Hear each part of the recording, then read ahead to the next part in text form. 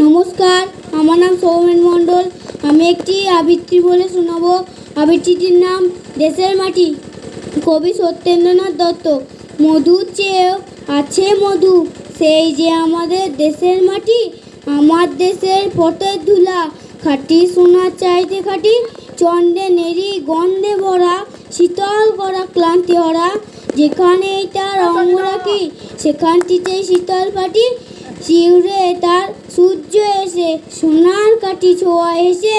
নির্মহলের জ্যোৎস্না নীতি, বুলাই পায়ের রূপার কাঠি। নাগের বাগের পাহাড় রাতে, হচ্ছে বদল দিনে রাতে। পাহাড় তারে আড়াল করে, সাগর সে তার ধোয়ায় পাটি। মৌল ফুলের মাল্য মাথায়, লীলা কমল গন্ধে মাথায়। পায়ে জোরে তার লবঙ্গ ফুল, অঙ্গে বকুলা দোপাটি। নারিকেলের গোপন কোষে, অন্নপানি যোগাই গোষে।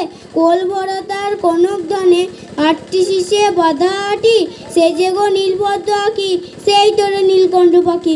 মুক্তি সুখের বার্তা আনে, ঘুচাই প্রাণের কান্নাকাটি। নমস্কার।